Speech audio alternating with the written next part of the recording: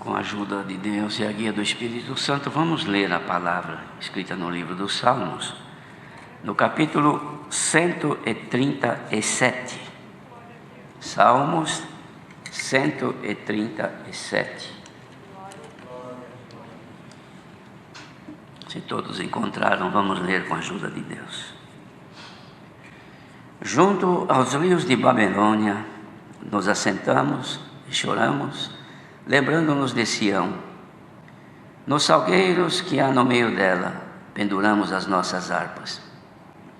Porquanto aqueles que nos levavam cativos nos pediam uma canção, e os que nos destruíram, que os alegrássemos, dizendo: cantai-nos um dos cânticos de Sião. Mas como entoaremos o cântico do Senhor em terra estranha? Se eu me esquecer de ti, ó Jerusalém, esqueça-se a minha destra da sua destreza. Apegue-se-me a língua ao paladar, se me não lembrar de ti, se não preferir Jerusalém a minha maior alegria. Lembra-te, Senhor, dos filhos de Edom no dia de Jerusalém, porque diziam: arrasai-a, arrasai até os seus alicerces. A filha de Babilônia que vai ser assolada, feliz aquele que te retribuir consoante nos fizeste a nós. Feliz aquele que pegar em teus filhos nas pedras. Queridos irmãos, este salmo descreve uma lamentação. O salmista que escreve este salmo, ele conta este episódio que aconteceu quando eles estavam sendo levados cativos, presos para a Babilônia. Sabiam que estavam deixando a terra natal, cuja terra era o resultado das promessas de bênçãos que Deus havia manifestado a Abraão, Isaque e Jacó.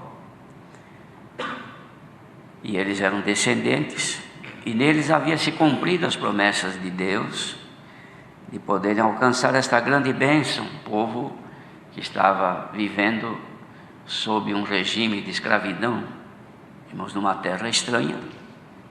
Por 439 anos estiveram num país longe dos seus lugares, vivendo deste sofrimento, só com deveres e sem direito. E aconteceu que chegou o tempo da liberdade dessa escravidão, e o Senhor então cumpriu, usando-se de Moisés, seu servo, libertou então esse povo, que já era um número grande, foram em 75, salvo engano, que era Jacó e os seus filhos, sua família, netos, e foram então peregrinar ali no Egito. Mas depois de todo esse tempo saiu então uma multidão, irmão, cerca de 600 mil só homens, fora mulheres e crianças. E eles peregrinaram no deserto até que puderam chegar na terra prometida. Mas foi uma peregrinação muito longa, porque não foi assim número pequeno de dias ou meses, cerca de 40 anos peregrinaram até poder possuir a bênção que Deus havia lhes concedido. Depois de haver recebido a bênção, ou seja, cada grupo eram 12 filhos de Jacó, irmãos, e cada filho, ou cada família descendente desse filho, era praticamente uma pequena nação, como se fosse um estado, e ganhou então, na divisão das terras, um local para eles viverem, com exceção da tribo de Levi. Mas de qualquer forma, irmãos, eles tinham lugar para viver, lugar de bênção de Deus, que tudo que faziam prosperava e reinava a paz, enquanto eles conservassem a paz. Todas as vezes que eles deixavam de cultivar essa paz, saindo fora do querer de nosso Deus, então eles tinham que pagar, irmãos, como resultado da desobediência, um sofrimento. E havia então o risco, irmãos, de serem destituídos da terra, que era muito grande, porque custou muito para chegar lá, 40 anos de peregrinação. depois das pelejas que tiveram, para poderem se assentar no lugar, edificar os seus lugares para viver, instituir ali a família e os filhos, e passam os anos, estão todos ali, mas veio as desobediências, o esquecimento de Deus. Então, e o Senhor nunca fez nada sem antes avisar. E o Senhor sempre mandava os seus profetas, os juízes também, e eles não davam atenção, porque os olhos estavam voltados na vida, no prazer, na alegria desta vida terrena. Até que chegou a hora do Senhor, então, permitir que ocorresse aquilo que mesmo Ele tinha dito. Ele já havia falado, que pessoas estranhas, ou terra, ou reinados estranhos, haveria de dominá-los e tirar do lugar onde viviam. Perderiam o seu lugar, perderiam o seu reinado, ou a sua condição, e tudo quanto haviam ganhado até ali, nem direito de vida teriam, nem casa, nem mais nada. Iam ser outra vez escravos, servos numa nação estranha. Glória ao nome do Senhor. E este aqui descreve então este episódio, irmãos, que acontecia quando eles estavam sendo levados.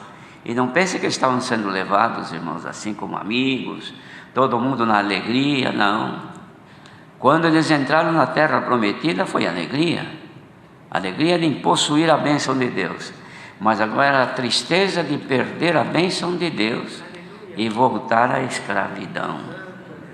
Bendito seja Deus.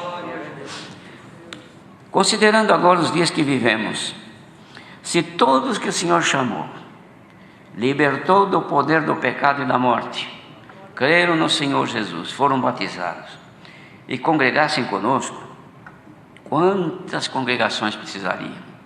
Inúmeras congregações mais do que já temos, para abrigar todo este povo. Mas uma grande parte voltou para trás, e outros nem sequer voltaram, mas foram aprisionados e levados outra vez para a escravidão. Não aqui na terra, não a escravidão física, debaixo de algum domínio físico, mas pior do que isso, a escravidão do pecado, a escravidão espiritual, debaixo do domínio, deixando o reino de Cristo, que é de amor, de misericórdia, de bondade, de consolação, irmãos, e de preparação para outra fase, porque esta é a primeira fase. Estar na graça é a primeira fase. Quem passar nesta primeira fase irá para a segunda, que é a morada, é a última, é a morada na glória de Deus pela eternidade. Bendito seja o Senhor que nos conserva ainda, irmãos, na terra, que Ele prometeu a graça de Jesus Cristo. Então tudo que prometeu a Israel cumpriu, mas não foi possível o povo continuar assim. O Senhor dizia que era um povo obstinado, de coração, de dura serviço, que não se humilhava ao Senhor. E ocorreu tudo o que a história descreve, mas que haveria ainda uma outra oportunidade.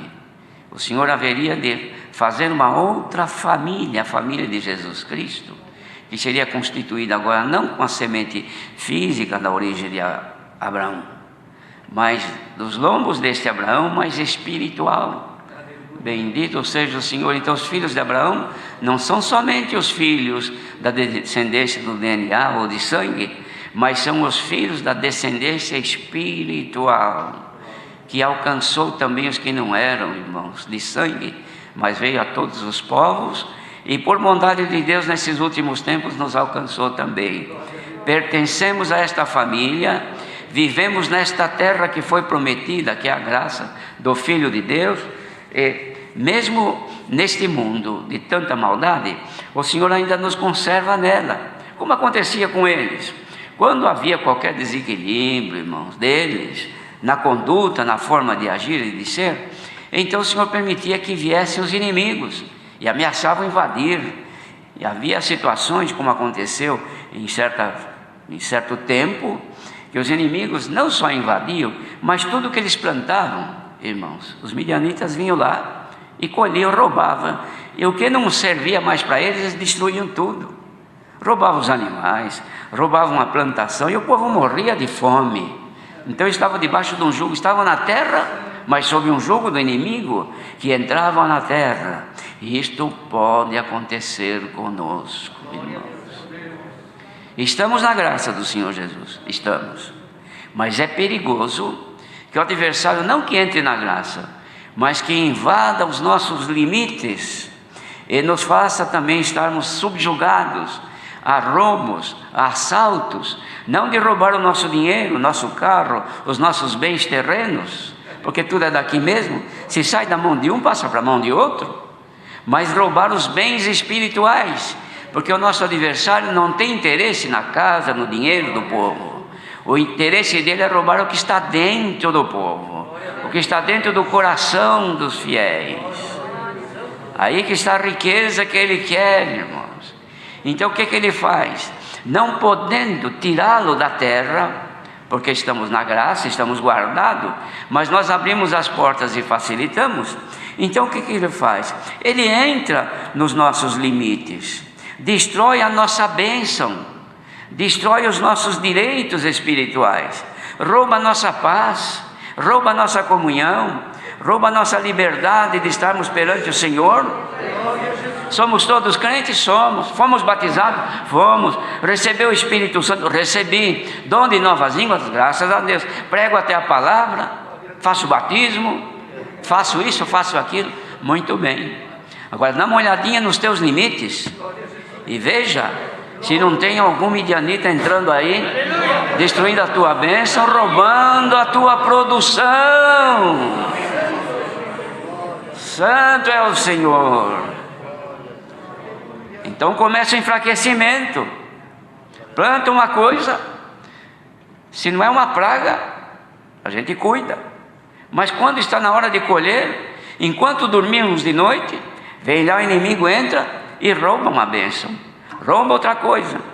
Deus nos desestabiliza emocionalmente, tira de nós o nosso equilíbrio, ficamos sem saber o que fazer, nossas bocas se abrem, saem palavras que não agradam a Deus.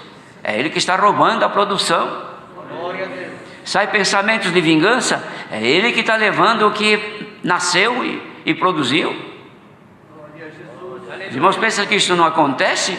Isso acontece todo dia. Ele entra, primeira coisa que ele gosta de roubar da nossa plantação é a nossa paz, porque roubando a nossa paz perdemos a comunhão, ou a comunhão com a mulher, ou a comunhão com o marido, que isso é a coisa mais fácil que tem, ou com os filhos, ou dos filhos com os pais. Ele entra, joga uma coisinha qualquer e arranca aquilo que estava plantado. Era um lar de paz, de alegria, de prazer, a esposa sempre feliz, o esposo também, lutando nas coisas do dia a dia, mas entre si, pacificamente. O amor tinha de sobra, a comunhão era bastante. Faltava uma coisa, faltava outra, mas quando se reuniam, tinha alegria no coração. O aperto está aí para segunda-feira, para a semana que vem, não sei como vou fazer, mas quando estou com a minha esposa, com o meu esposo, com os meus filhos, é só alegria. Tenho as minhas dores, me dói a minha perna, me dói a coluna, tenho enxaqueca, tenho isso, tenho aquilo, mas dentro da minha casa é só alegria. E essa alegria que o Senhor quer fazer voltar, porque o ladrão entrou, irmãos, em alguns lares, roubou a paz, e no lugar do trigo ele colocou o joio, que cresce mais do que o trigo. E quem olha vê que tem coisa plantada, mas não é mais o trigo não. O dia que você for colher vai ver que era tudo engano. A miséria chegou. E aconteceu isso aqui com Israel. Não sei se foi Israel, se foi Judá aqui, mas com eles. E quando estavam sendo levados então, irmãos, prisioneiros, tudo debaixo de ordem, saiu fora, andou devagar, era cutucado com a espada para andar mais depressa, e zombado, riam deles, porque eles estavam ali já na condição de servos, e lembrando lá na terra, ai meu Deus, quando conversava com o outro, saudades da nossa terra, hein? Por que nós fomos desobedientes a Deus? Ah, se nós soubéssemos que ia acontecer isso, teríamos sido mais fiéis, porque os nossos irmãos que são fiéis ficaram lá, Não mexeram com eles, mas nós que fomos desobedientes. E agora? Aí eles chegaram: para aí, vocês que estão com esses instrumentos aí, toca e canta uma canção lá de Sião que nós queremos nos alegrar.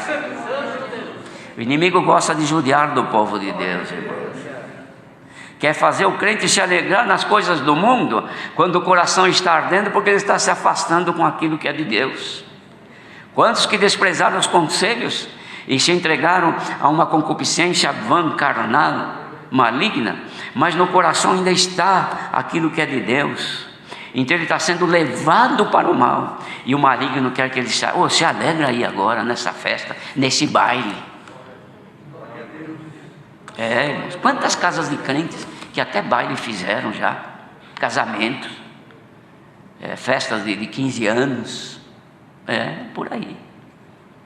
Fizeram uma festinha, dançar.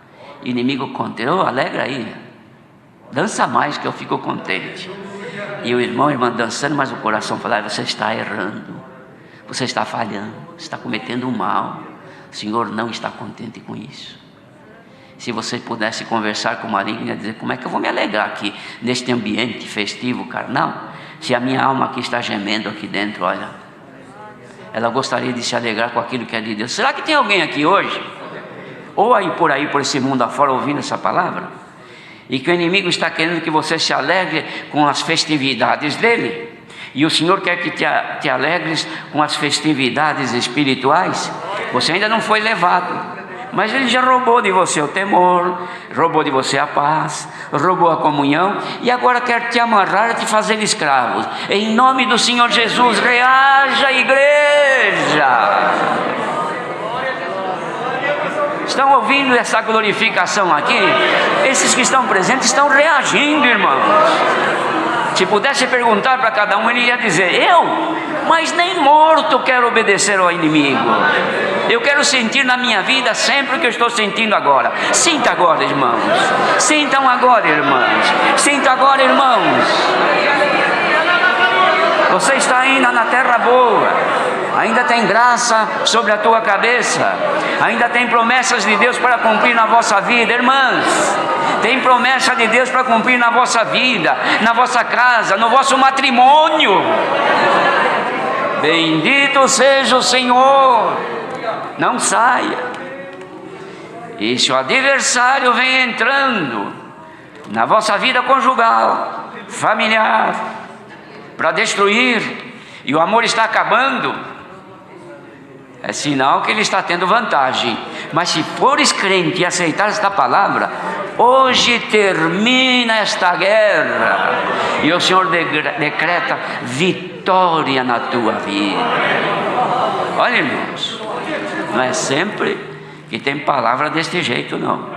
Mas o Senhor se levantou hoje para defender a sua igreja, a esposa de Jesus Cristo, que está sendo vituperada pelo pecado, pela maldade. O inimigo não cessa, leva um filho, leva uma filha para o mal, um genro que não acompanha, uma nora que não segue, outro que não canta mais, outro já quer ir para o mundo. Mas, irmãos, vamos nos juntar na comunhão.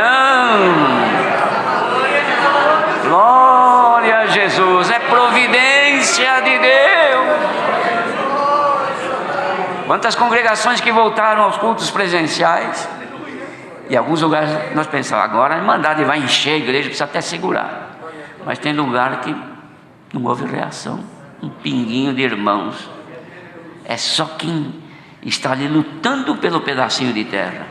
Irmãos, Davi, quando chegou o momento dele se despedir, ele estava no finzinho da vida, teve a hora das últimas palavras, e ele falou: a palavra de Deus esteve na minha boca, e o Espírito do Senhor falou por mim. Era como a erva que brota com a chuva. E disse: ainda com a minha casa não está totalmente, não se cumpriu totalmente, mas ele tinha, a casa dele não era só os filhos dele, era a promessa de Deus da obra que ele ia fazer até o dia de hoje. Porque quem ia descender dele era o Filho de Deus, o Senhor Jesus Cristo. Não estava pronto ainda, mas ele esperava que haveria o tempo. Mas ele depois descreve, nos momentos de aflição, coisas que aconteceram, episódios. Mas teve um que amou tanto, irmãos, o lugar, a terra e a produção da terra, que os inimigos eram destruindo tudo. Ele entrou no meio de uma plantação, salvo engano, de lentilhas, com a espada na mão. Ele lutou, acho que tinha uns 300. Ele lutou para não roubarem o que tinha plantado, até que conseguiu vencer. Quando terminou e acabou com todos aqueles inimigos, a plantação estava lá no lugar, mas ele estava assim, irmãos, agarrado na espada com tanta força que não abria mais a mão. Ele tem que fazer isso, olha, para soltar, de tanto que amou a luta para defender a produção. Ó igreja, receba agora este amor que desce dos céus aqui. Agarra na palavra de Deus, que é a espada do Espírito. Luta de dia, de noite, contra os pensamentos, contra as imaginações, contra as atitudes, contra a vontade de tomar medida, contra o desejo de se vingar. Luta contra isso, não deixa roubar a tua produção. Se assim fizeres, o Senhor te anuncia por esta palavra: eu te guardarei, ninguém vai se alegrar na tua derrota. Oh, que palavra gloriosa! Ai, irmãos, que vontade de amar mais o Senhor. Irmãos, não estão sentindo isso? Senhor, eu te amo, eu te adoro, mas se o Senhor aparecesse aqui, eu ia fazer igual Jacó. Eu ia te agarrar, te segurar e dizer: não largo mais enquanto não me abençoares. É maldade. Agarremos no Senhor agora na comunhão. Ele não nos deixa enquanto não cair aqui uma bênção nesta noite.